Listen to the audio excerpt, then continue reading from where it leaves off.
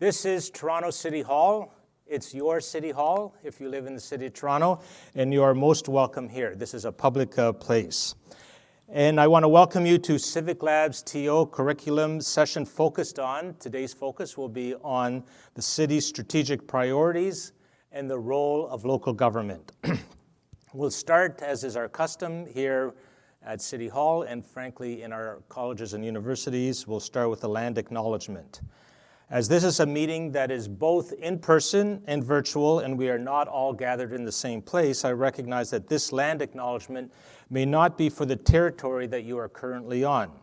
We ask that if this is the case, that you acknowledge the traditional territory you are on and the current treaty holders. For those in Toronto, I'd like to acknowledge that the land we are on is the traditional territory of many nations, including the Mississauga of the Credit, the Anishinaabe, the Chippewa, the Haudenosaunee, and the Wendat peoples, and is now home to many diverse First Nations, Inuit, and Métis people. We acknowledge further that Toronto is covered by Treaty 13 with the Mississauga of the Credit. And maybe it's good just to take that in for a second, and what that might mean for you. Okay, so my name is Joe Mihevc. I'm a prof at York University and former city councillor for many years, sitting somewhere around there. And let me say this just to get started. A lot of planning between the academic institutions and the City of Toronto has gone into delivering this Civic Labs TO curriculum. The City of Toronto secured an amazing group of senior staff people that you see in the media, people that you need to know, basically are the top managers that run the city, and they're policy experts that will be presenting at all of our sessions. So first thing I want to do is just thank all the folks that have been involved. The leadership team for Civic Lab TO include the following, and we want to express our gratitude in advance for the work that they put into the effort. From the City of Toronto, we have Jeff Moore of the Strategic Partnership Office right there. He's the master. Let's give him a shout out. And through him, for all the other staff that are doing various tasks that we'll get to know as the course proceeds. And thank you again at the end of the term. I also want to introduce my colleagues at the colleges and universities who've been working very hard to put this amazing program together. Trivia question, how many colleges are there in the City of Toronto? 4. How many universities are there in the City of Toronto? 4. We have all 8 institutions represented here in this course, in this common curriculum, in this program.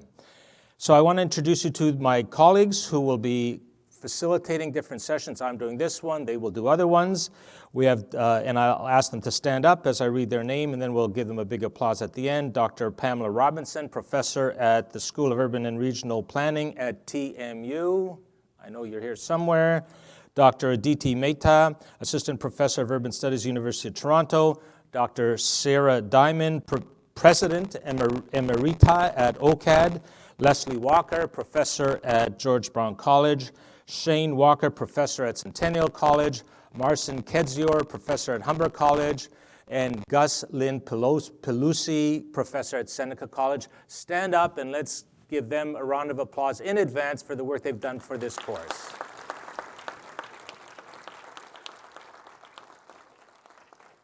So now I want to invite the folks from the different colleges and universities to stand up so that you can kind of be counted and, show your college university flag. From TMU, if you're here from TMU, stand up. There you are. Welcome, welcome, welcome. If you're from U of T, stand up and be counted. There you are. Wonderful. If you're from OCAD, stand up. Welcome, OCAD. If you're from York University, stand up and be counted. Wonderful, welcome. If you're from George Brown College, there you are. Centennial College, okay. Maybe they're online. Welcome online if you're there. From Humber College, I know you're here. Humber College, there you are. And from, lastly but not least, from Seneca College. Great. Now, today only, we have a group of special visitors from the University of Ljubljana in the great nation of Slovenia. Yes, that's where my foreparents are from. They are here to study and learn about all things urban here in the city of Toronto. They are being led by Professor Mitja Durnik. They are also accompanied by Dr. Vesna Lazovic. Welcome to Toronto. Can you stand up, the professors and the students from Slovenia, University of Ljubljana? Big shout out. Welcome to Toronto. We hope your stay here is amazing, that you learn much and that you enjoy our city. So what a tremendous mix. The reason why I did that little exercise was just to show you what a tremendous mix of smart and talented people we have in this room. From our end, all the professors and City Hall staff, we really hope that you find a way to cross some boundaries in this class between colleges and universities, with city folk, with professors from other institutions. The more you mix it up, the richer your experience will be, the better your learning will be. So mix it up in this class, in the 6 sessions that will be provided here at City Hall. Okay, so on to today's event. The Civic Lab curriculum is presented by the Strategic Partnership in the City Manager's Office within the City of Toronto, in collaboration with the 8 institutions that were mentioned. Civic leaders from the city and their higher education institutes are forging a path together, a partnership between our organizations to align better what City Hall is all about and what the universities and colleges are trying to train the next generation to be. This work includes the development of a new model for the city and academia to collaborate on multi-partner, multidisciplinary research and to inform policy and programs. Before I pass over the mic to our guest speakers for today's session, I want to cover a few housekeeping items. Today's session is being recorded and participants are asked, these are lawyers involved now, not to share any personal information if you're asking a question or making a comment. So don't say your name. This session will be available on, and you might want to write this down or type this out, www.civiclabto.ca or www.civiclabto.ca/curriculum, and will be made available to your instructor in the near future. If you've joined us in person at Council Chambers, welcome, and please note, don't connect into the WebEx seminar if you're sitting here in this Council Chambers. Washrooms. There's washrooms located at the back there through the hallway, in the back there through the hallway as well. So feel free to use them as you need them. There will be a time for questions and answers at the end of the 3 presentations today. If you are joining the session virtually, welcome. Hello, everyone. We would like to submit a question. Please enter it in the Q&A feature that you will see on the bottom right-hand corner of your screen. If you're joining us in person and are sitting in the council chambers, there are these mics for you folks in these first 1, 2, 3 rows. You can just basically press the mic and ask a question when you'll be invited to do so. Press the speaking mic and that will be activated. Once your question is asked, please press the speaking button again to mute the mic. We also have a wireless microphone which can be brought to your seat. Just raise your hand and someone from the team will walk the microphone over to you. Again, don't mention your name while you're asking questions. Lastly, everyone joining us virtually will be manually muted during the event. If you are in council chambers and have joined the WebEx meeting, please mute your device's speakers. In other words, put your phones in your pocket. This is not a time for that. Okay, so today we're going to hear from 3 very senior people at the city. We're going to hear from Paul Johnson, the city manager. That's the top civil service servant in the city of Toronto. He manages the whole kit and caboodle. I forget how many staff, 40,000 staff, plus if you count the agency boards and commissions, probably another 20. We have John Elvidge, the city clerk, who's responsible for all the paper flows and the management of good governance here at the City of Toronto, and Kathleen Bartha, who's the deputy city clerk with the Deputy City Clerk Secretariat.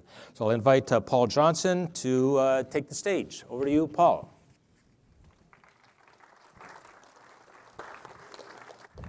Well, thanks so much, Joe. It's tough to call you Joe. As public servants, it's councillor, it's mayor. I still want to call you Councillor Mihevc. And, Joe and I spent a short period of time together, working together, when he was in an interim capacity as councillor, not some of the longer serving time. And I have to say, I really had wished we had had longer. We had good conversations and good work, even in the short period of time.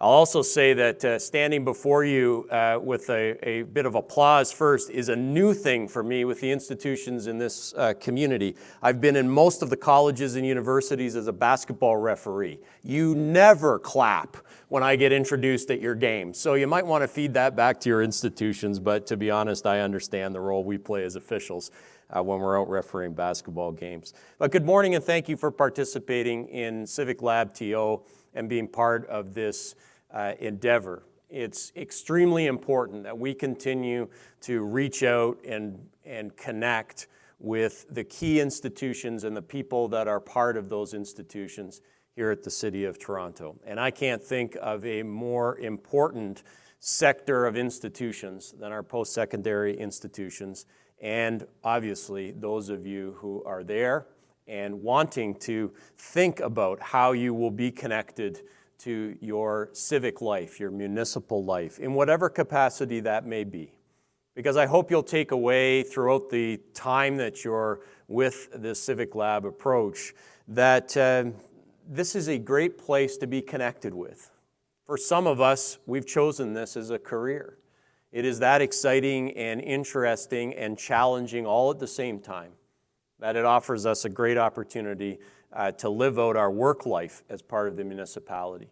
But even if municipal employment is not your path in life, remember that all of us, wherever we live, are connected to our municipal government. And hopefully through this exchange and this work that you'll do together, you'll learn a little bit about how to better connect with your municipal government, wherever that may be. So my role today is to share a little bit about, city manager life, the role that I play within the organization, and to set the stage for things that you will hear throughout your sessions.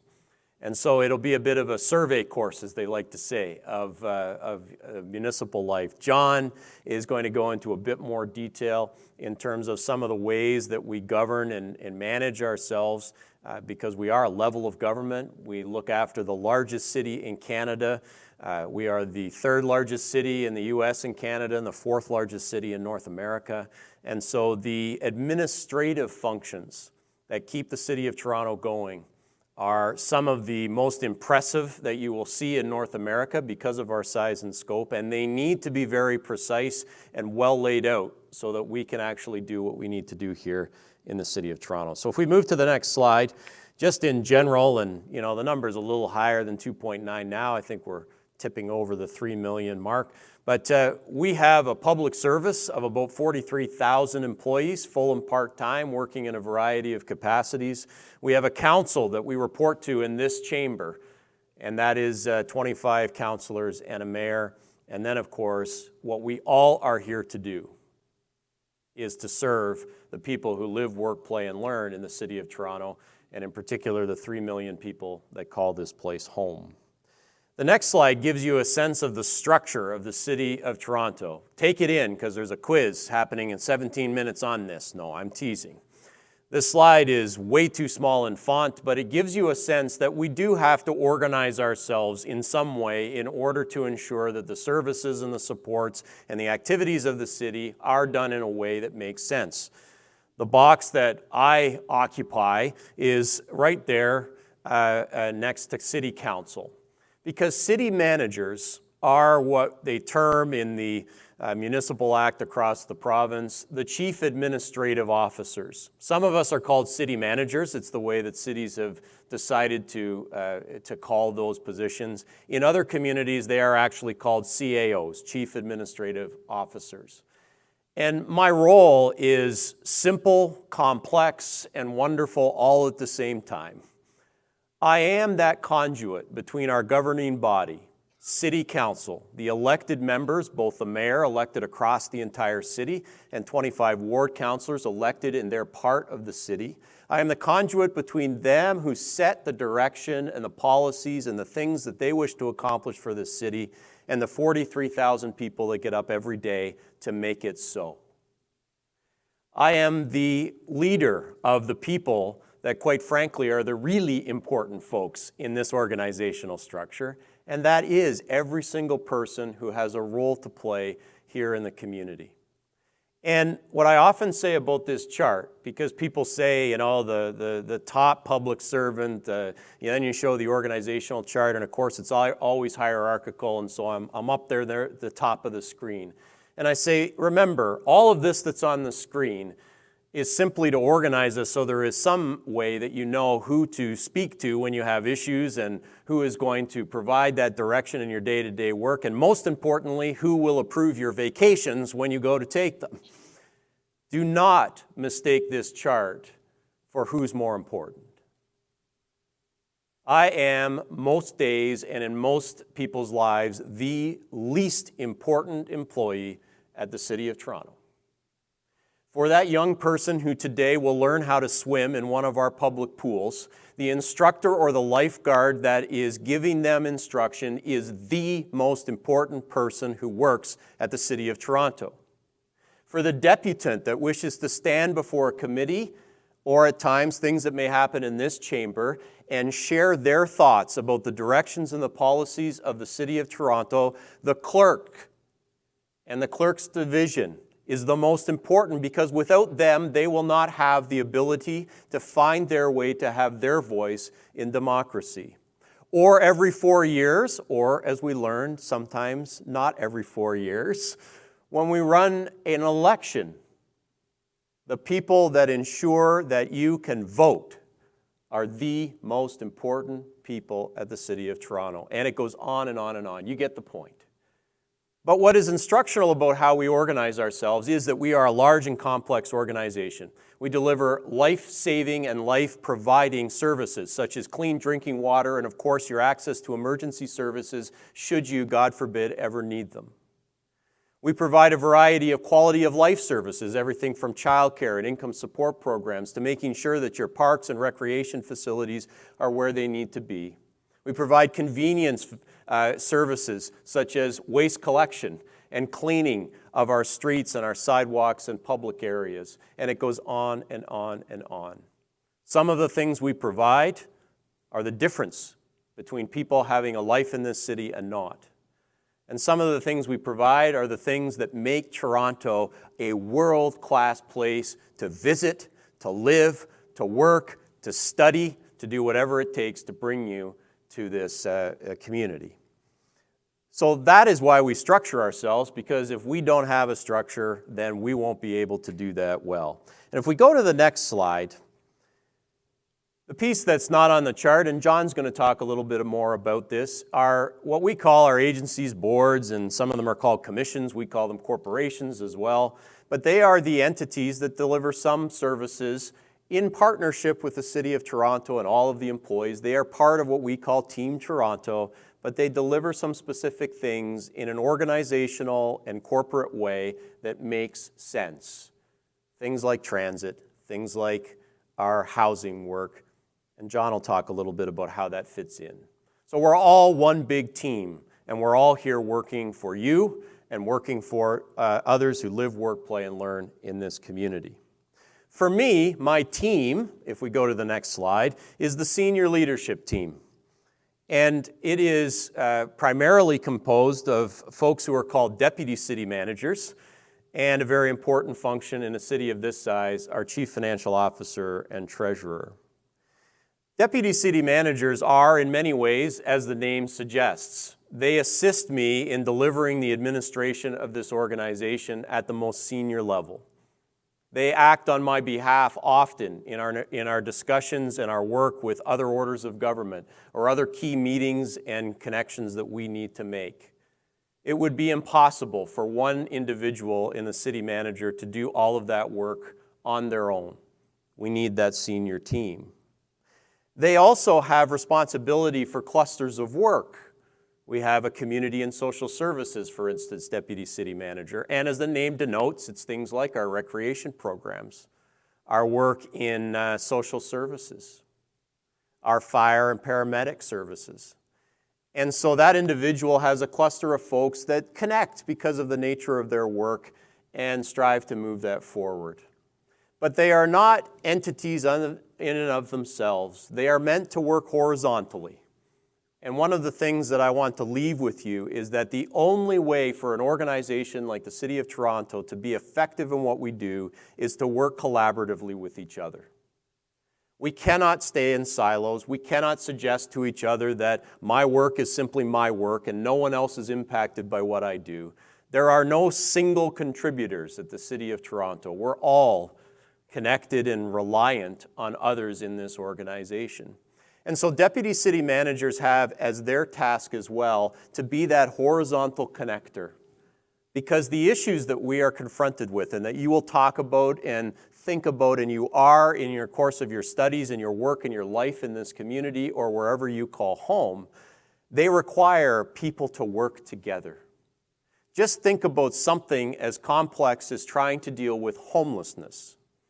Yes, we have a group that actually looks after our shelter system. An important component, no doubt, of dealing with homelessness, how to find somebody safe shelter.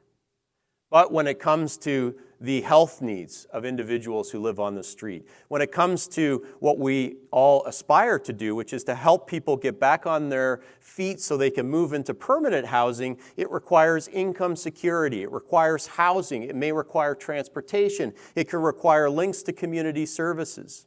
When we do see street-level homelessness, it may require an interaction with things like waste services to clean up areas of encampments and so on and so on. So again, we couldn't have one division that simply deals with all of homelessness. It's too broad and too complex. And so these individuals work across that organization. And then, of course, it's pretty obvious what the chief financial officer does. Gets up every day and worries for at least 18 to 24 hours, depending on how little they need to sleep, about how we finance all of this. The City of Toronto has an annual operating budget of just over $16 billion, and those are invested in those services on that org chart that you saw just a minute ago. We have a capital program over the next 10 years that will invest $50 billion in critical infrastructure in the community. Everything from sewer and water and electrical work that needs to go on to roads and sidewalks to buildings and community facilities that you enjoy. And we will invest over $50 billion in the next decade in order to make that happen. So beyond the structure of the organization, if we move to the next slide, you might think, well, where is your time spent? We understand connecting with council, understanding policies and direction and making that happen. But what else does a city manager do? Well, city managers and chief administrative officers need to be obviously concerned with the workplace culture. There are 43,000 people who spend a good chunk of their days and obviously a good chunk of their life as they look at their career here at the City of Toronto working. So how do we make this a place that's not only about delivering service, but doing it in a way that is supportive of the people that we employ? That's about culture. And culture is not just get it done. Culture is not just, do what council tells you to do. Culture is also about how we interact with each other and we interact with the community. A number of years ago, Toronto redefined what the workplace culture of this organization needed to be. In part, it was a reaction and a needed reaction to some of the realities that we were confronting as an organization. The need to embrace in a stronger way, and not only embrace, but take action on diversity and inclusion. It was identified, particularly at certain parts of our organization, that we did not reflect the community that we serve. And so we have taken intentional steps across the entire workforce to say this will not only be a place where you can feel included, it will be a place where you will look around and see the diversity that you see when you walk around the streets of Toronto. Again, that's not about easy statements, it's actually about hard work. We have programs in place to ensure that our hiring practices promote that diversity. We have structured committees and action items about confronting anti-Black racism within our organization. We spend time, we invest resources, and we monitor the change that we're making as an organization so that when I meet new employees, I can confidently say this is a place where we honor and respect that, and we're trying to get better each and every day.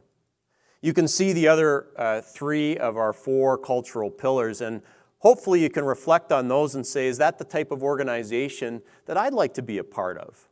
Hopefully it is. But also you say to yourself, that is good words on a page perhaps, but also how would we as an organization keep doing better at achieving our goals in terms of our workforce culture? So culture is an important piece and it's part of our strategy, but it's one piece that helps us perform as an organization. And on the next slide, you can see how we pull together a little bit. And I talk to our organization about how various things that we do, workplace culture being an important one of them, helps us to ensure we deliver what we need to do. Because ultimately for you care that we actually do what we say we're going to do and do it as well as is possible. And I am assuming you would hope that we're always looking at a way to be better at what we do. And so it starts with making sure our employees feel valued and that they are here at a positive place to go do their work. It's also ensuring that we have partnerships with all sorts of organizations in the community so we can do just that. It's important that we as an employer have the right management tools and performance management tools in place so that our employees can understand how they're performing and where they can improve. And that isn't a negative piece, it's a positive piece. I talk to our employees all the time about a principle that I believed in from the first days that I entered into the workforce, and that is we should come to work every day trying to get better.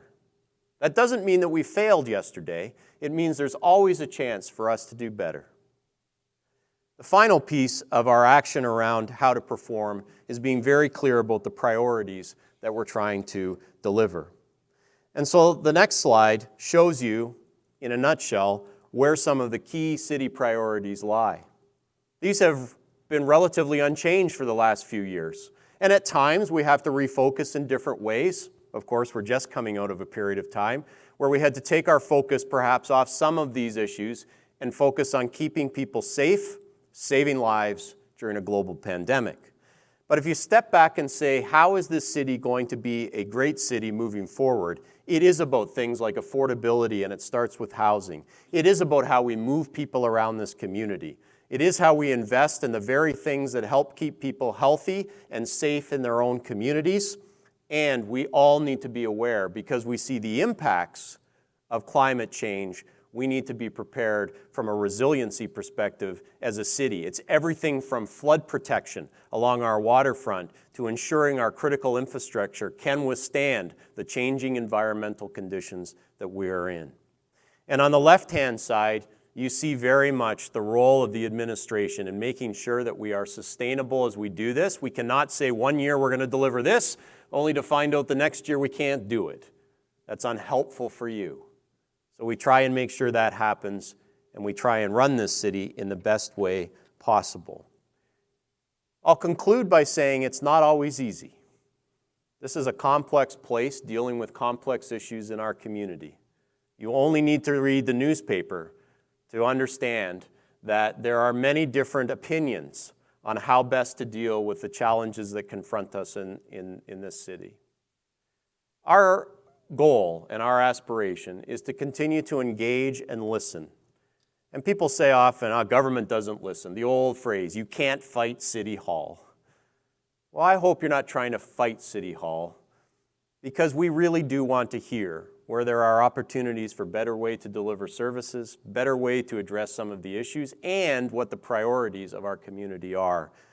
And each and every day we talk about better ways we can do that. So your engagement, your ideas are as critically important as the ideas that I will hear as I move around our organization and listen in on the various meetings and discussions of the people who work for this organization. So thank you for allowing me to share just a few things about what it is that keeps me going on a day-by-day basis. I think we're going to have some time for questions at the end, and you're really going to enjoy our next presentation in terms of the Clerks Division and all the things they do to keep this city moving along. Thanks very much, everyone.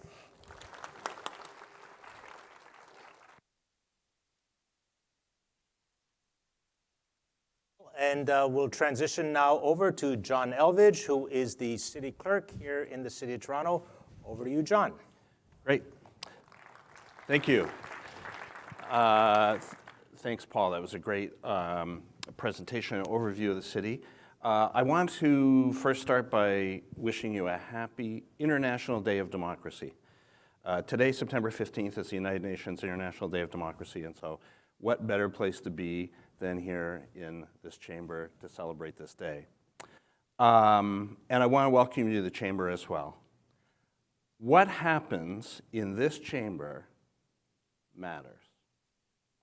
This chamber has seen the history of the evolution of the city of Toronto, at least since 1965 when this building opened. In this chamber, the very first no smoking bylaw in Canada was passed. In this chamber, what are they called? Garden chemicals, lawn chemicals, the things you put on your garden. Pesticides were banned for the first time in a city in Canada. That's now a provincial standard, and I'm sure it's a standard right across the country.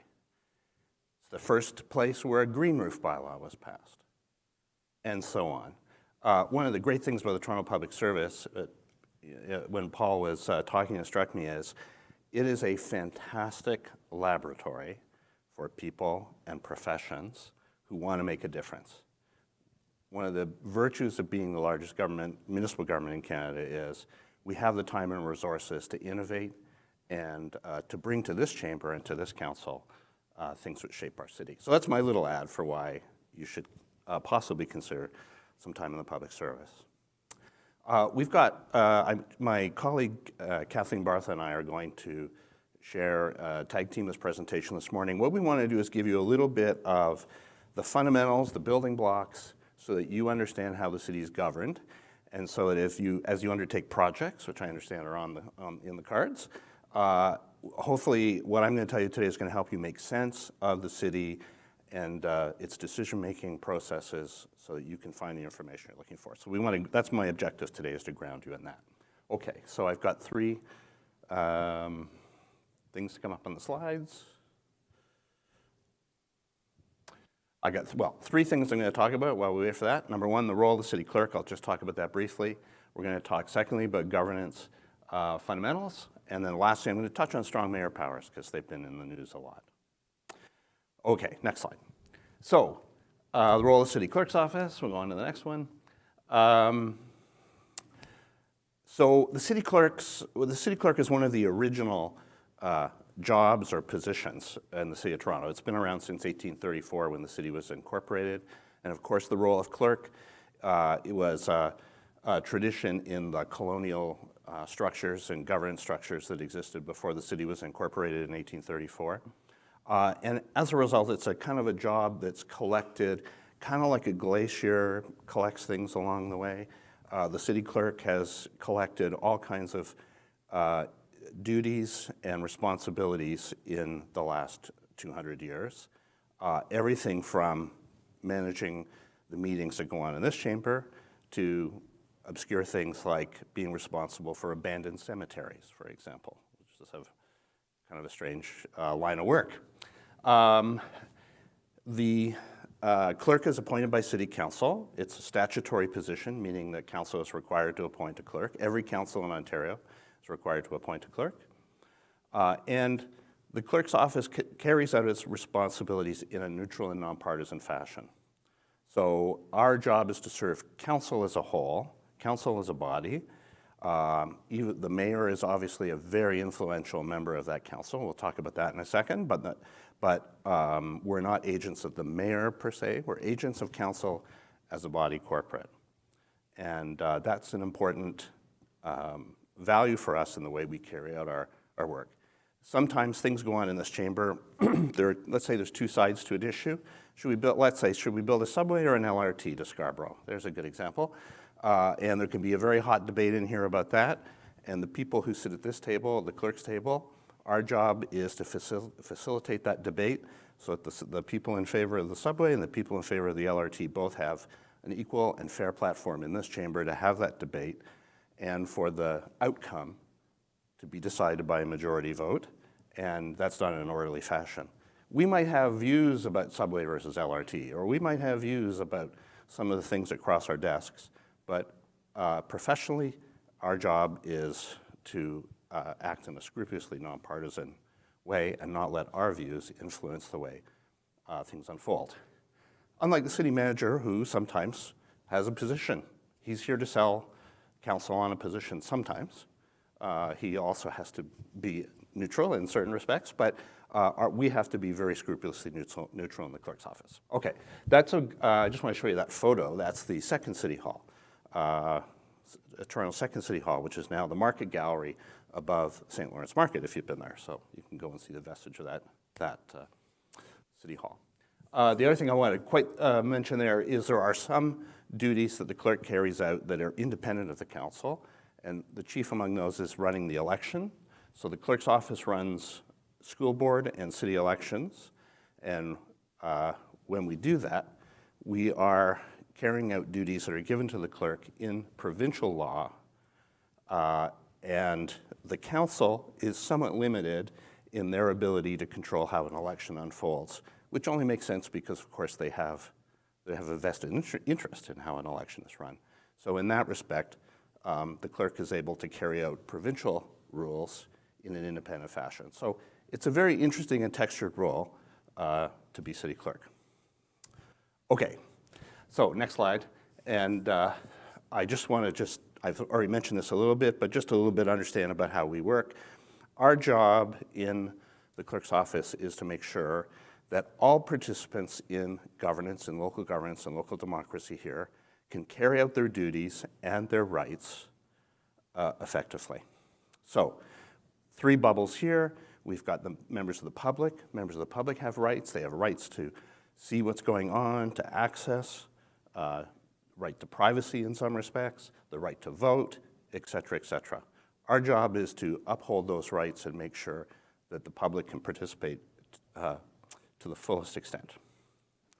Then we have city officials, the Toronto Public Service, people who have duties and responsibilities, who need to come to this chamber to get approval for things, need to engage in dialogue with members of council to advance business. They have a set of duties and rights that we try to balance and help them carry out. And then lastly, of course, the elected officials. Elected officials have duties, they have rights as well, and our job is to assist elected officials to carry out both their constituency duties and their legislative duties. So a good example of that, for example, is we provide all the administrative supports to members of council. We help them hire staff, we pay their bills, we provide their technology support, all in the name of giving them the best chance to do their very best as elected representatives and be accountable to their constituents. So all told, we're on everybody's side. I was going to say we're not on any particular side. We're on everybody's side in that bubble, those 3 bubbles. Our job is to make sure that the system is working. And again, it's a very interesting and nuanced and complex set of stakeholders. Okay, next slide, just to give you a little bit of an idea about who we are today. These are the functions that the city clerk's office performs. I've mentioned some so far. So elections, as I say, we are the body that runs municipal elections for both the city and for school boards. We are the meeting managers of the organization. Kathleen is the deputy city clerk, for example, in charge of the meeting management function. We organize about 500 meetings a year of about 80 different bodies. So that's council, it's committees, it's boards, it's tribunals, it's advisory committees. There's always at least 1 or 2 meetings a day happening somewhere here in City Hall or online. And we have a team of staff who are the procedural experts, so the people who help those meetings function. That's a very kind of a traditional role for the clerk. And when council meets, for example, Kathleen and I sit here at this table and assist the council. We also have a group responsible for protocol and international relations. So these are the people who take care of the symbols, the traditions of the city, but also assist council and assist the mayor with international relations. Today, the president of Portugal, for example, is going to be at Metro Hall, and our protocol team is there today, ready to greet the president of Portugal and put on an event, and then tomorrow there'll be another event, and that's another function of the clerk. Information management is a large bundle of services and programs, but that includes managing the city's records, managing the city's archives. If you're going to be doing some research in this course, the Toronto Archives at 255 Spadina Road is a place you probably want to get familiar with, because that's where you can access a lot of information about the history of the city. We're also responsible for freedom of information requests, so supporting the public's right to have access to information. And then privacy, the protection of privacy as well. We actually investigate privacy breaches and provide advice to city departments and divisions on how to avoid privacy breaches going forward. I've missed one there. Oh, yes, our member services group. I already mentioned that. This is the team that supports the members of council with all their administrative needs. We're also the corporate mail room and the corporate printer. So clerk is, like I said to you, it's a job or it's a position that's accumulated a bunch of duties over almost 200 years. And it's now this interesting collection of programs. The key thing that ties them together, in my mind, is operating the machinery of government here, maintaining it, like we're mechanics, wrenches and screwdrivers, and our commitment is to keep the decision-making and the governance of the city running. Okay, next, I just want to talk a little bit. We'll start getting into the Toronto governance fundamentals. I'll talk about a couple, and then Kathleen's going to talk about some too. So we got about 9 points you need to kind of master to understand how we're governed here. Okay, point number 1, and that is that, okay, next slide. Okay, a little bit about how the city's governed. We have a 26-member council, 25 ward councillors, plus the mayor. Our average ward size here is about 120,000. Our largest ward, which is Etobicoke Lakeshore, Ward 3, is 141,000. And if you were comparing it to the rest of Ontario, would be the 10th largest city in Ontario. So our largest ward would be the 10th largest city in Ontario. So the ratio of elected councillors to population here is, I don't know, is that low or is that high? I'm not sure what the right number there is, but this is sort of 1 to 120,000. If you're from a smaller place in Ontario, for example, I think you'll find that that ratio is much different. But because of the size of the city and the decisions of the provincial government with respect to our ward boundaries, this is our reality. Our council does not operate on a party system, unlike the federal and provincial governments, which people may be more familiar with. And when I say that, I don't mean that members of council aren't somehow affiliated with parties, because many of them are, or they have loose affiliations with parties. But in this chamber, there's no party system. Other than, I like to say sometimes we have 26 parties of one here. Every member of council is independent in the way they are able to vote. And while there are loose voting blocks, Joe, I think I can say, they are not rigid. They are not formal voting blocks where, for example, if you don't vote with the block, you're in trouble or there's going to be some punishment. The councilors are able to operate in an independent fashion. We have a 4-year term, which started last year, and in Ontario, we have fixed date elections, and we use the first past the post system. There's been lots of debate about whether other voting systems, including ranked choice balloting, should be used here or in other places in Ontario. It was used in London for one election recently, but the current provincial government has prohibited municipalities from adopting ranked choice ballots, so we continue to use the first past the post system.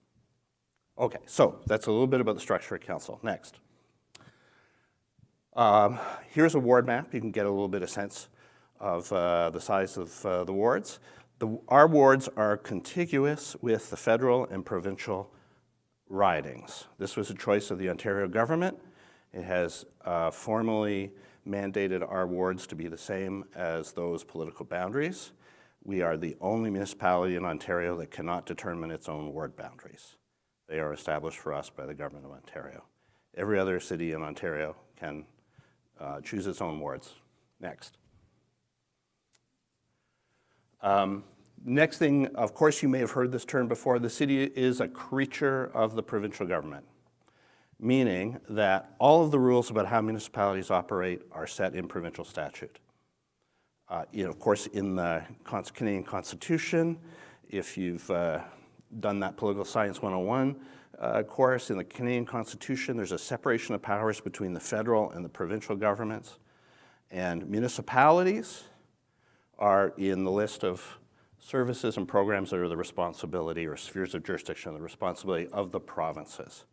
I once knew a counselor who used to say, right after lunatic asylums, it's lunatic asylums and then municipalities in terms of things provinces are responsible for. But we know for a fact that we're creatures. These rules are established in legislation like the City of Toronto Act, like the Planning Act, and a wide range of provincial legislation.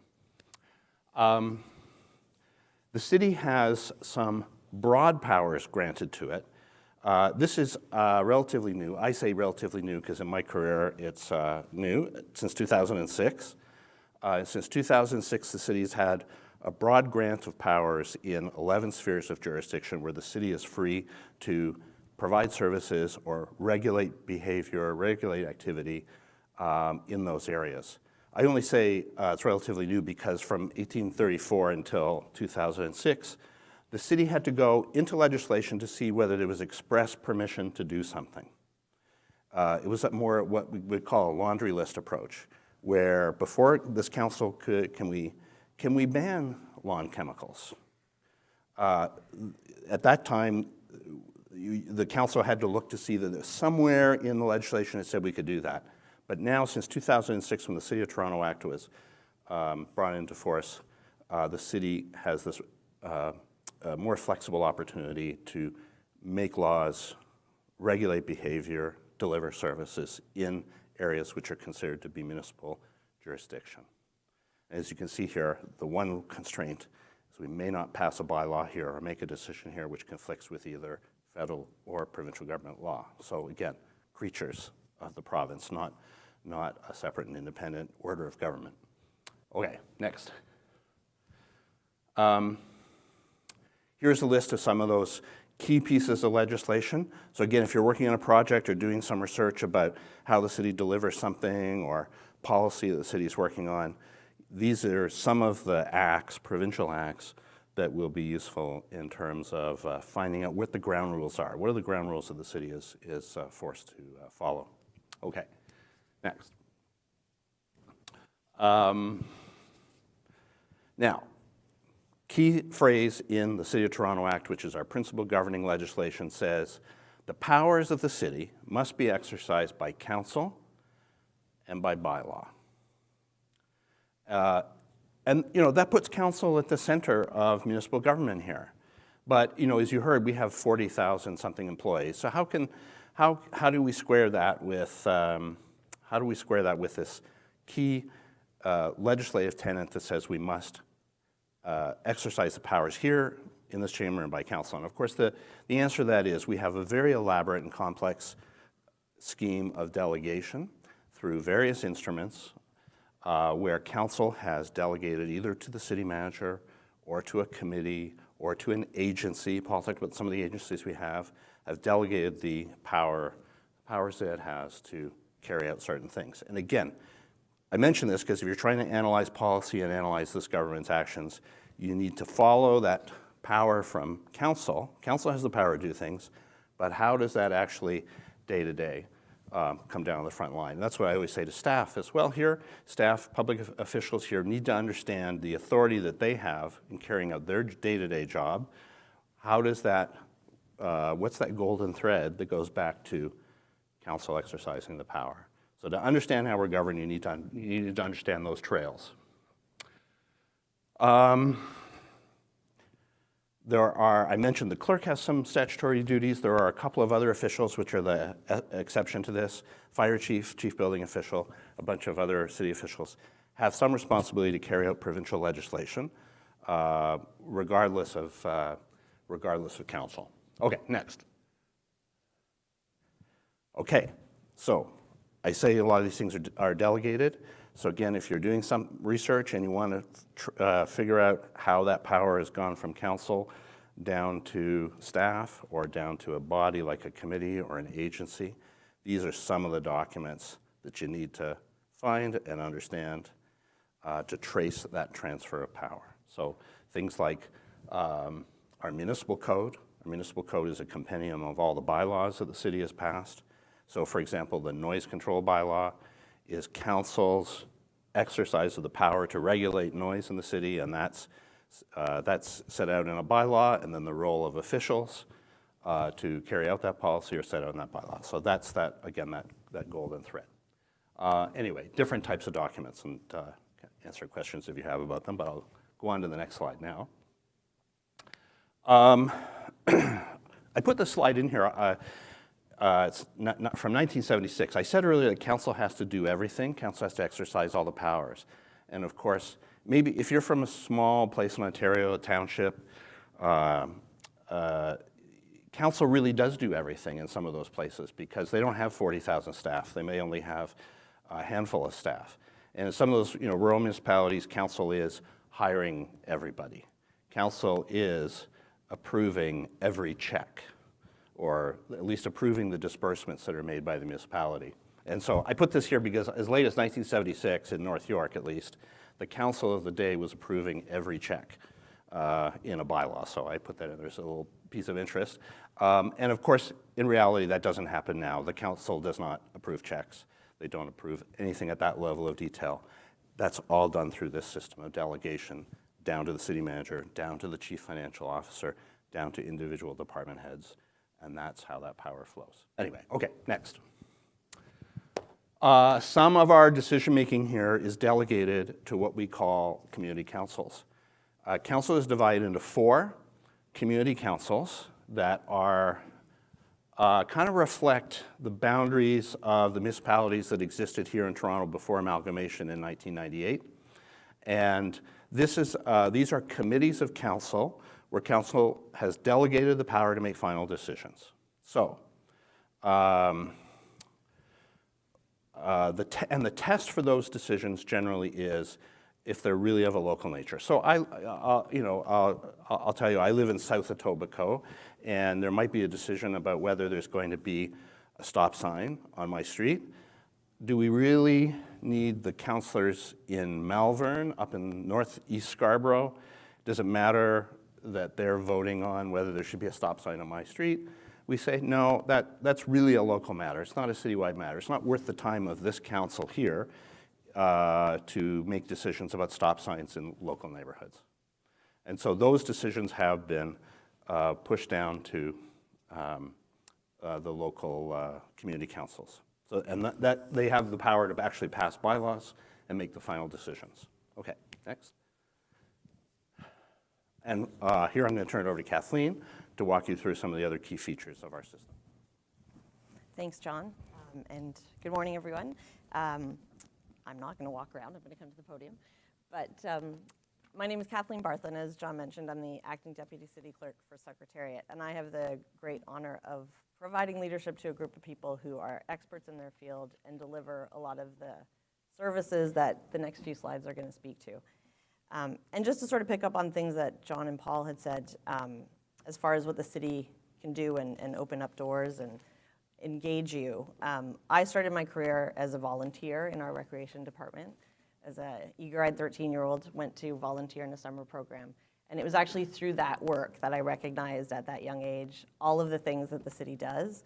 And many years later, I'd like to say it was only a few, but many years later, I never would have thought I'd be standing here delivering some of this information to you. So there's a lot of diversity of service and opportunity in the city, and I encourage you to explore those in whatever way feels more sort of tenable to you.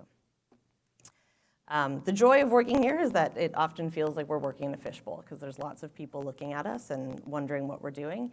And given the number of services we provide and the responsibility that the clerk's office has, that's not surprising. We actually welcome it. So the public has the right to observe the advancement of city business. And what that means is that every municipality must adopt a procedural bylaw to govern the calling of and conduct of meetings. Council, its committees, and local boards must be conducted in public. The clerk and the city must give notice of all our meetings. And we can only close meetings for a limited number of reasons. We also make sure that no votes take place in closed meetings except for giving instructions to city officials or agents. So all our meetings are open to the public, and all our documents are open to the public. And we do that with great intention. Next slide. So what does that actually mean? Well, for us here, we've adopted a protocol for confidential documents. If you listen to council or follow council, you'll hear that we don't have confidential reports that are wholly confidential, but we have confidential attachments. So only public reports are made available, and we try to encourage the city to limit the amount of information that's in that confidential attachment. Respecting, of course, the fact that there is a lot of confidential information in business that has to transact for lots of good reason. Our reports must contain recommendations on release of confidential information. And in the clerk's office, we go an extra step to track and manage the release of that information. So once that information is available to the public, we have a tracking system online that we publish what's been released and on what date, and we make sure that that information is made available to the public. And we also distribute confidential material to a limited audience in an electronic fashion. You can look at our Register of Confidential Information online at toronto.ca, and we'll provide some links, I think, in some of the material that we're sharing with you. So how does this business unfold, this legislative meeting business? So we work in a committee system to manage council workload and volumes. And you've seen a number of organizational structures today, so here's another one. And this is our structure of meetings. So obviously you'll see council at the top, and below that we have a number of different types of decision bodies that report into council. The executive committee is chaired by the mayor and is made up of the chairs of all the other standing committees. So the standing committees are the executive committee, the general government committee, the economic and community development committee, the infrastructure and environment committee, and the planning and housing committee. And each of those committees meet. They're sort of with a subject expertise focus. And the idea there is that they sort of have a first pass at the business of council before it feeds into council. The other committees listed there are our special committees. So a special committee can be formed and called with a very specific focus. So in this case, we have audit and budget, civic appointments, and striking. And then our community councils are geographically based committees that John spoke about a few minutes ago. And those meet also separately based on that geography. So we have Etobicoke York, Toronto East York, Scarborough, and North York. And a little bit about the workflow of how this sort of transpires. We love a good process map here. So here's one to sort of help you understand what happens in a meeting room. And basically what this is showing is sort of the different places and the different touch points that both the public and the staff are engaged in the process, the information that comes forward to committee, so the review of recommendations, the fact that committee can then contemplate those, make amendments, send different directions to staff, and then those things come forward to council. And then in this room, council considers those recommendations that the committee has made to them. It contemplates all of the other supporting information that's in the reports. And then council, in turn, can make changes. They can make amendments. They can adopt everything that's before them. And they can, of course, enjoy a good debate on some of those topics to try to turn the direction of some of those things. And the public's involvement is through that entire workflow. So at the committee level is where the public can come in and speak. In the council chamber, the members of the public can come and observe how the council is making its decisions. We also have a number of advisory bodies that meet. The council advisory bodies, or CABs as we call them, are established by City Council at any time and provide advice to City Council and assists in its decision making. So unlike the standing committees, the CABs receive advice from the public, various sectors and industries, and stakeholders on key matters, but they don't deliver services and they don't direct city staff or make binding decisions on behalf of the Toronto government. They really meet to consider their key focus area, bring in that input, and then provide that guidance and advice to council. The membership of a CAB includes elected officials, so members of council, and at least 50% public membership that is appointed by City Council. So staff are not members, city staff are not members, and they bring their information and advice to that body as well. And they dissolve and they end their existence at the end of each term of council, unless they are legislated, in which case they continue through term to term. So if you've been looking back at some of our CABs, you'll see some of them have been reconstituted, some of them have dissolved, new ones have been established, and it's a way for the government to continue to sort of engage with these sectors and sort of keep their lens on some of those areas, focus areas, fresh. As Paul mentioned earlier, talking about the organizational structure of the city, we have a number of agencies and corporations. The clerk plays a role in supporting some of those in their decision-making and legislative process. So the city has, I think, 134 agencies and corporations, and each agency has a different mandate and responsibility, but generally fall into 4 broad categories. There's service category, there's a corporations category, there's adjudicative boards, and then there's business improvement area boards. So again, the services and functions delivered through the local boards or corporations, they have expertise and experience in their field. They have legislative or objectivity requirements. They leverage city resources by attracting funding. They meet objectives beyond core municipal services, and they operate in a commercial market environment. And they engage local community and diverse perspectives to guide service delivery. The clerk plays a role in supporting a number of these agencies' boards, and we also provide access to those records, again, following our legislative requirement for open and transparent meetings. So how does this all play out in the floor of a committee room, and how is the public engaged? Well, we do have some rules that ensure that we kind of move the business of the city forward in the most transparent and open way possible. So new business generally starts at committee. Not only do we have a committee structure to sort of help take some of the pressure off of council, but it also allows for a place of engagement for the public. So public can make presentations at committee. If you see an item on an agenda and you want to speak to it, that's the place to do it. The committee itself, as I mentioned before, has a smaller audience. It's sort of a group of detailed scrutineers, if you will, on items. So they really can sort of think about the implications of the recommendations that are before them. And it obviously helps us break down the work of council into smaller units. Reports from city officials come forward to committee, and reports from agencies as well as corporations and advisory committees come to the agenda of a committee. Communications from members of council also come forward, as well as matters referred to the committee by council itself. So council might debate something, they might make a recommendation that that specific topic needs to go back to a specific committee to be considered further. So there are rules that allow for urgent business to be brought before council, because while we want everything to start at committee, because we want that process to be open and engaged, we also allow for rules and specific instances where new business can come before council.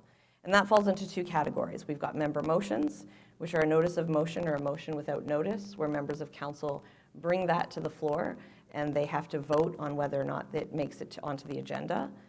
And then we also have urgent new business that can be brought forward by a number of city officials, the mayor being one of those, the city manager, the city solicitor, the city clerk, the chief financial officer, and a number of our accountability officers. So city council and its committees meet on a cycle. Again, if you've paid attention to our calendar, you'll see that we tend to have a regular ebb and flow. We have a couple of weeks of standing committees. And that includes our community councils. We also try and have a week or two for boards and corporations, and that all of that culminates really feeding into the city council meeting. We publish our calendar online, and we obviously don't meet on certain days, so we observe a number of holidays in order to make sure that our meetings are open and available to the public. Council and its committee process is based on a consensus basis or a consent basis. We can go to the next slide.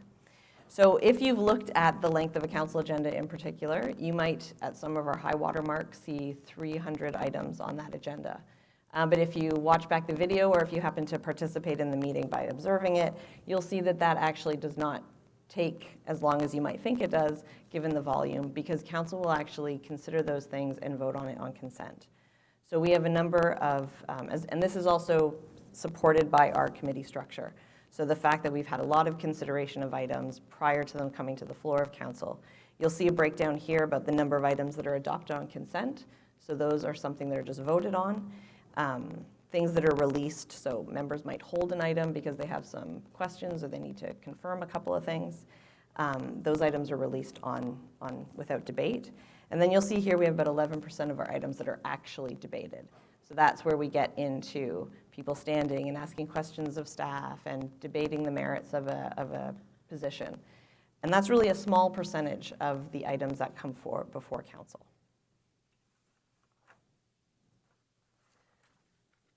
So on our next slide, we'll talk a little bit about the council procedures providing an opportunity for public participation. So as I mentioned before, there's lots of different ways for the public to be engaged. Anyone can appear on a committee on an item listed on its agenda. We publish our agendas for committees 5 business days before the meeting. Members of the public can register to speak and attend in person. At council, there are no presentations from the public, so all of that happens at the committee level. But written submissions and feedback on a proposition that's before committee or council can be submitted at any stage, so at the committee level, and those can also be submitted to council as well. And we've been making all of our information available online, again, to support that open and transparent decision making. So on our next slide, you'll see that you can follow council and its committees in a number of different ways. We have all of our information posted on toronto.ca/council. That includes data sets, open data records, report request logs, our register of confidential material as well as links to bylaws and Toronto Municipal Code. And if you're not able to attend in person, you can follow us on social media, on Twitter and on YouTube, where we live stream all of our committee and council meetings so that the public can observe what's happening and also go back and look at that record on the conclusion of the meeting. And I'm just going to throw it back to John for a couple of minutes. So I think we're... Really fast, Joe. On special powers of the mayor. So you've probably read in the paper or seen online news about the special powers of the mayor, strong mayor powers, so-called. So I just want to tell you what they are so you have a good sense to evaluate that for yourself. So since late last year, the mayor in Toronto and the mayor in Ottawa received these powers, and now these powers have been extended to about 50 municipalities in Ontario. There are 3 categories. The mayor can influence the advancement of what are called prescribed provincial priorities. These are priorities that were established by the provincial government by regulation, and the priorities right now include the building of 1.5 million homes by 2031, and the provision of certain services like transit, servicing of land, et cetera, that supports the building of those homes. So it's really the housing agenda.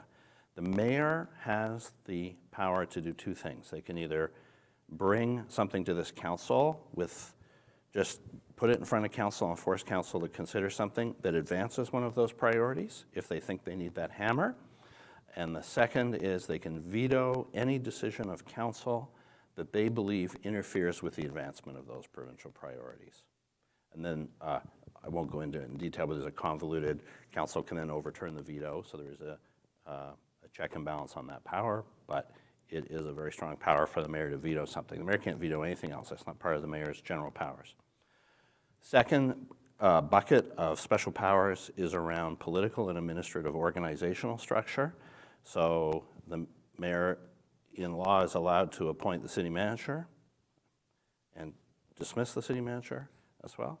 Is allowed to determine the organizational structure of the city, which is something traditionally is something that's normally the city manager's responsibility, but now it's the mayor's. Appointing the heads of organizational units in the city. You saw that big box that Paul displayed with all those boxes. The mayor could, if she wishes, appoint and dismiss all those people. And then on the political side, to establish the committees of council and to appoint the chairs and vice chairs of committees. That's the second bucket, and I'll talk about that really quickly in a second. The third bucket is not a power, but a duty. The mayor has the duty to prepare and adopt the city's budget. Council has the authority to try to amend it, and the mayor has the authority to overturn council's amendments in a convoluted series of steps. So those are the three areas of strong mayor powers that are the subject of what you're hearing about and reading about. On the next slide, there's a couple of other limitations or ground rules there. The mayor can delegate some of those powers, except for the budget-making power. And so a mayor who doesn't want to use those powers doesn't have to use them. The mayor must act in writing, and there's some rules around how that's done, and you'll see if you go to toronto.ca/council, you'll see all of the decisions that Mayor Tory and now Mayor Chow have made since these powers were in effect, because the mayor's obliged to do that all in writing and deposit the written instrument with the clerk. Those are the main ones. But in the interest of, sorry? The hook is coming. The hook is coming? Yeah, it's coming. I got one slide left, Chris. It's the status of these powers right now. I want you to understand where we are right now in Toronto. So those powers around the provincial priorities, Mayor Tory didn't use them. Mayor Chow hasn't used them. They haven't been used here. In Ajax, last week, the first time a mayor used the power to pass a planning application by a 1/3 vote. This is one of the, I didn't mention the 1/3 vote provision, but that's one of the powers. First time in Ontario it was used in Ajax last week, never used here. Second, you can see here, some of the powers that I mentioned around administrative authority have been delegated to the city manager. The mayor retained the powers to determine the political structure. And then lastly, on the budget, we went through last year, Mayor Tory prepared the city's budget, and council passed some amendments to it, which he was agreeable to. And so as a result, the budget was completed in the middle of February last year, and we're about to start that process again. Happy to answer any questions about those either now, or if anybody wants to email me or reach out to me on LinkedIn or something like that, I can go into that in more detail. That's probably a whole session, strong mayor powers. Great. Well, thank you. Thank you to Paul, to Clerk, for these comments.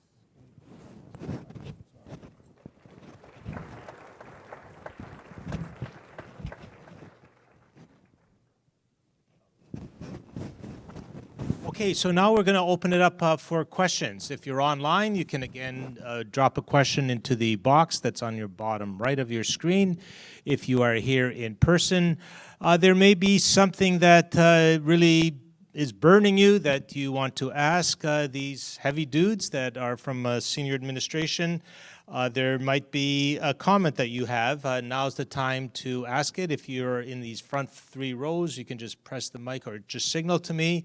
If you are up in the stands there, you are very welcome to raise your hand, and someone will bring a mic to you. don't be shy. Get over it and just ask that question that's been burning about how City Hall functions and works. And to just give you a little time to think about it, I'm going to ask the first questions. One question to the clerks and one question to the city manager. So to Paul, are you politically aligned with the mayor? How does that work? So what happens if you and the mayor disagree? How does that political administrative relationship work? Are there any tensions? Maybe not with this mayor or any other mayor, but do you know the history of tensions between those two roles? Because you're obviously a key dude here at the city, but so is the mayor. And to the clerk, so we just had an election. One mayor resigns, lots of candidates, could have been a mess. Was it a mess behind the scenes? What is it like to manage an election for mayor? What was it like to manage an election for mayor a few short months ago? Over to you, Paul. Great. So the answer on political alignment is no. The political leanings and decisions of mayors, that's their job. As I always often say, they're the politician, not me. Do I need to understand the politics? You bet. Was I poring over? I won't say I pored over 102 platforms of all our mayoral candidates, but was I constantly updating myself on the leading candidates' platforms? You bet. Because the alignment is about moving the city forward. So when people say, are you aligned with the mayor? Are you the mayor's city manager? I say, yes and no. I need to be aligned with the mayor, who's the chief executive of the city of Toronto and of council, to advance the city. So when the mayor phones me and says, did you see what's happening in X issue or Y issue? Can we talk about ways that we can address this? A sudden upsurge, for instance, in the arrival of refugee claimants. The answer is absolutely, Mayor. We're working on it. We'll get together later today. We'll bring you some ideas. It's an alignment of how to move forward. However, if the mayor is to say, I know you're bringing your report forward, for instance, on our long-term financial plan, I really struggle with your one recommendation about X. The answer is, thanks for that, Mayor, and she or he is able to tell me about it, but they need to do their political work to amend, to change, or to reject that recommendation. When staff bring forward our recommendations, they are our recommendations based on our evidence research, our smarts, and our political acuity, as we call it, thinking about what's likely to get approved. But there are plenty of times where people say, you didn't quite get that right, or I'm not quite ready to take that on. It's their job to change it, not mine. My job is to present information that's been done by our staff, and then their job is to politically work to say, do we agree with this in whole? Sometimes they do. Do we agree with this in part? We'll make some amendments. Oftentimes they do. And rarely, the minority of the time, they outright reject what we bring forward. Sometimes they skirmish amongst themselves, and that's, again, their job. Some of the votes are razor thin. That's when we sweat just a little bit here on the front row. But it happens. So it's not as simple as saying yes or no. And everybody says, no, you're the civil service, you're the staff, you can't, we work together. If we don't, this place falls apart pretty quickly. So in real answer to your question, the alignment is how we're trying to move this city forward. I'll have lots of discussions with councillors and the mayor about where we can agree and get on with it because it's a shared responsibility. But when it comes to the actual big things that move this city forward, budgets, bylaws, key policy changes or updates we make, we provide information in our best advice through our research and our knowledge, and the elected officials agree, disagree, or modify. Thank you, Paul. Yeah, good answer, good answer. Okay, so just a little word on the election. So we run North America's fourth largest municipal election. It's a huge undertaking, and it happens every 4 years. Normally when it happens, we have 1 day to get it right, because it's a 1 day of election, and then we have to wait 4 years to improve upon what we did that 1 day.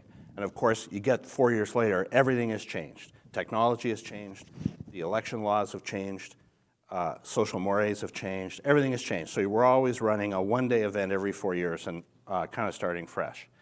We had a very interesting opportunity, I guess I'll call it an opportunity, with Mayor Tory's resignation. We ran the general election in October, and then we were faced to have an election in June of this year, a citywide by-election, same scale and scope, same number of voters, almost, what's our number, 1.9 million voters. It turned out, because we had just run one in October, we got to do a do-over. You know, I said we don't get to do a second day after, I've got to wait 4 years. We actually got to do one 6 months later. So the answer to the question is, because we had such an excellent plan in place from October, running this by-election was relatively smooth. Oh, will I say, did it worry us? Yes, because we had 4 months to do what we normally take 18 months to do when we plan a general election here in the city. So nervous-making, yes, but it turns out good systems, good plans, and everything worked very well, I think, in June. Great. Thank you, John. Over to you, folks. No guts, no glory. Let's hear what you have to ask and to say. Right there. Stand up. Maybe someone can bring you a mic.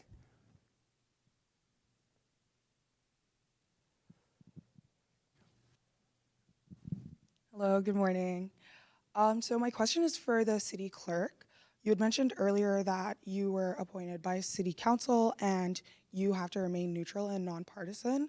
And so my question for you is, how do you ensure neutrality? And is there any type of accountability system or checks and balance to review decisions that council believes may have been influenced in any type of way? Well, I'll start with the second part first, because my decision-making is limited, because I'm really facilitating the decision-making that goes on here, and I have great respect for the role of council and the things that go on here. So speaking for myself, at least, I tend not to overstep that boundary, because that is the council's job, as Paul has said. We're very, the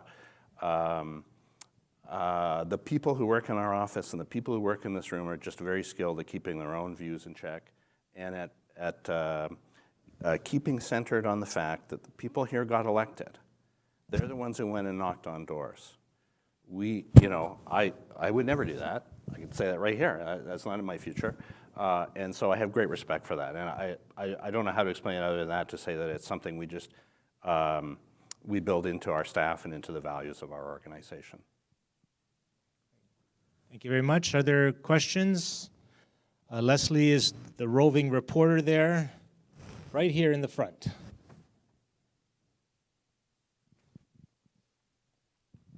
Yeah, good morning, everybody. Right in the mic.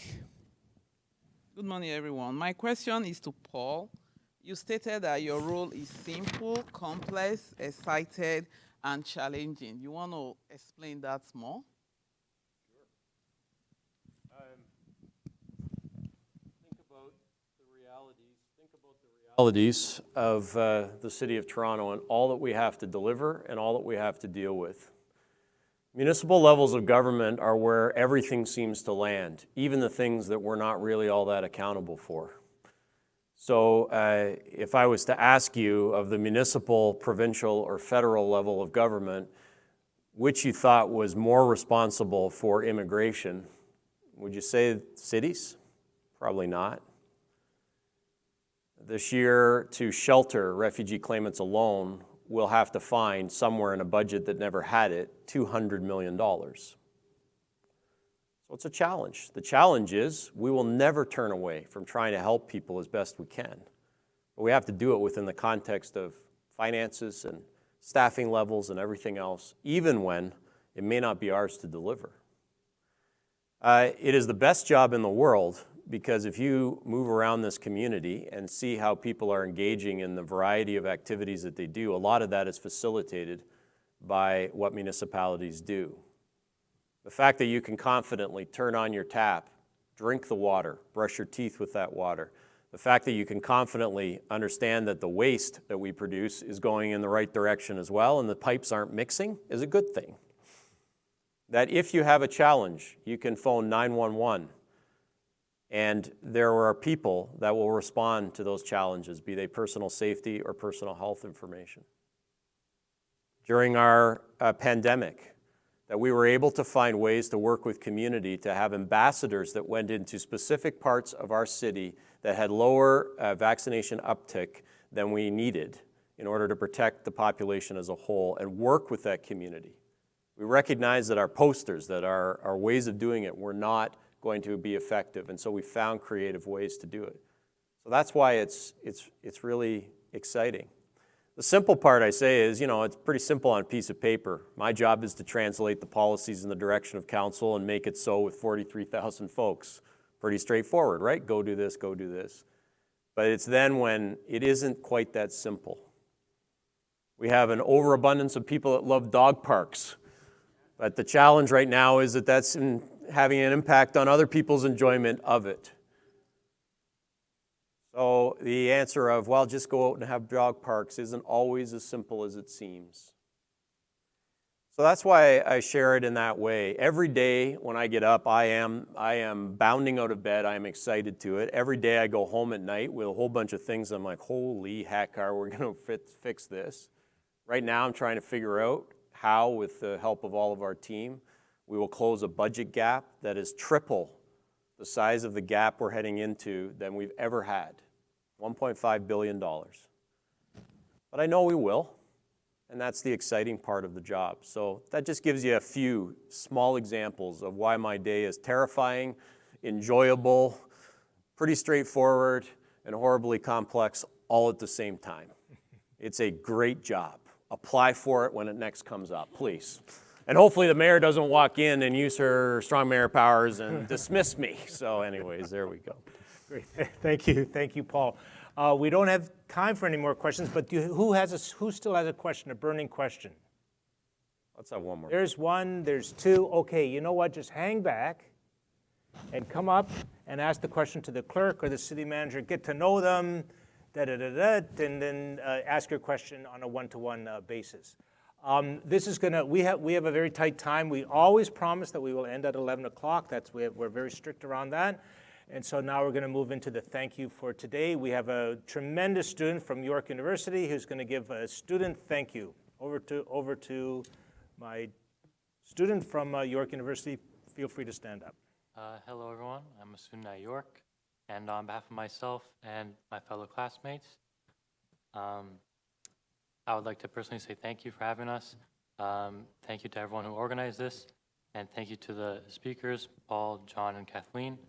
Your presentations were extremely interesting, and I'm sure me and my fellow classmates will take everything we learned today with us in our future careers. Paul, I really appreciated how you explained that every working person within the city is important, and that the way in which we work together as a connected group is what makes our city so great. John, thank you for giving an insight on what the day-to-day work of a city clerk would involve and how city clerks are a neutral body within the city council, which was something I was not personally aware of and found extremely interesting. And Kathleen, thanks for explaining the committee system and how work is delegated throughout all different departments of the city and the city council. So thank you guys, and excited to come back in the future weeks. Thank you. And a second thank you. In addition to all the thank yous my fellow student just has added, I stand here before you today with a heart full of gratitude and a deep sense of appreciation for the remarkable opportunity that has been extended to me and indeed to all of us students gathered here today.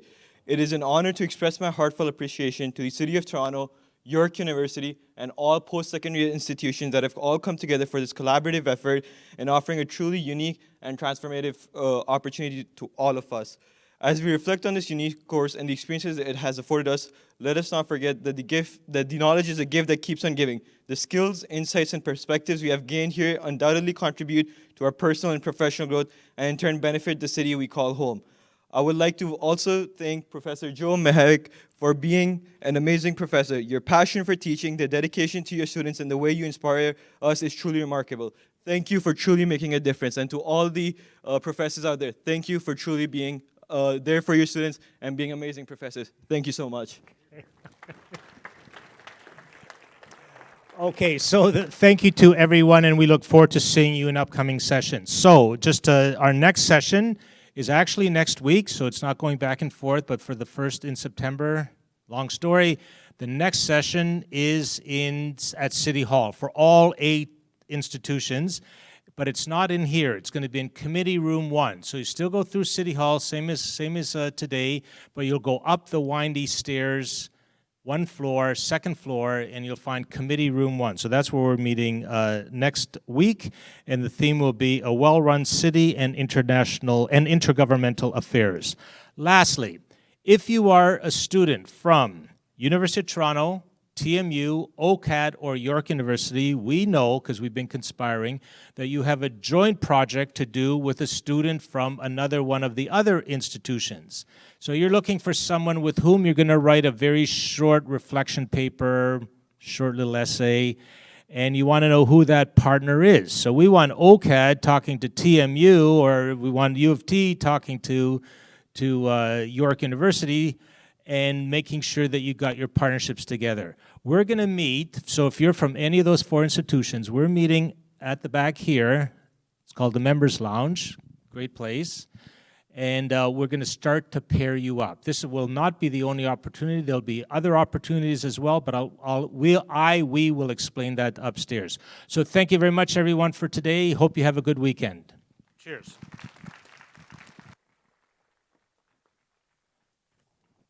Great stuff. Well done.